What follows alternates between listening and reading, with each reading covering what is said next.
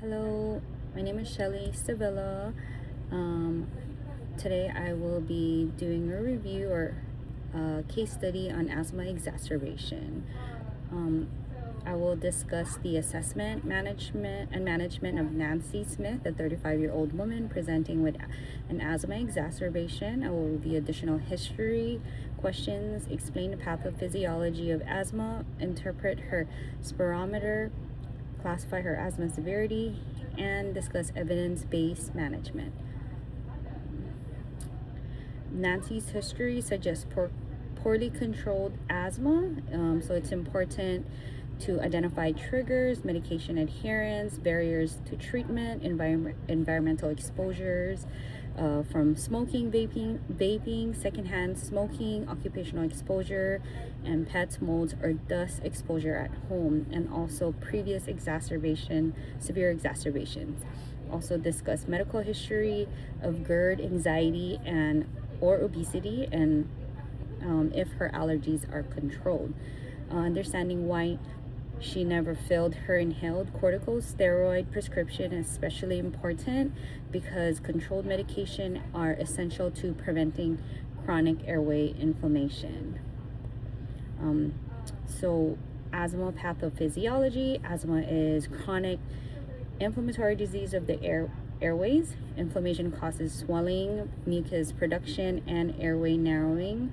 Bronchial smooth muscles become overly sensitive to triggers such as allergens, viral infections, or exercise, leading to bronchoconstrictions. Unfortunately, asthma airflow limitation is usually reversible with bronchodilators. Nancy's childhood eczema, allergy shots, and current use of Claritin and Flonase strongly suggest atopy. The concept of one continuous airway explains why allergic rhinitis and asthma commonly occur together because inflammation affects both upper and the lower respiratory tract. Asthma is classified as an obstructive lung disease because narrowed airways make it difficult to exhale air completely. Restrictive lung disease reduce lungs expansion and total lung capacity instead. Nancy's spirometer demonstrate a 15% improvement after bronchodilator is used, which supports asthma rather than COPD because the obstruction is reversible. For her spirometer interpretation, Nancy's forced expiratory volume 1 or FEV1 is also mildly reduced, while her forced vital capacity or FVC remains normal. Although her FEV1 FVC ratio is within normal limits, the significant improvement following bronchodilator administration confirms reversible airway obstruction, which is characteristic of asthma.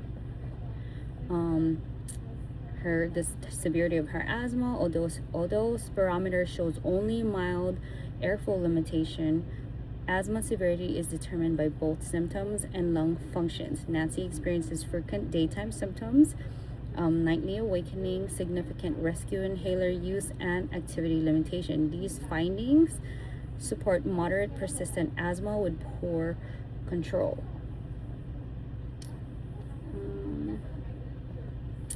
For her management and rescue medication overuse, Nancy requires controlled therapy because although albuterol alone treats only bronchospasm, overusing rescue medication provides temporary relief while underlying inflammation continues to worsen. So persistent inflammation increases mucus production, airway remodeling, and airway hyperresponsiveness, placing patient at an increased risk for severe asthma attacks. So education regarding medication adherence, inhaler technique, and trigger avoidance is essential for improving long-term asthma control. And this is my reference. Thank you.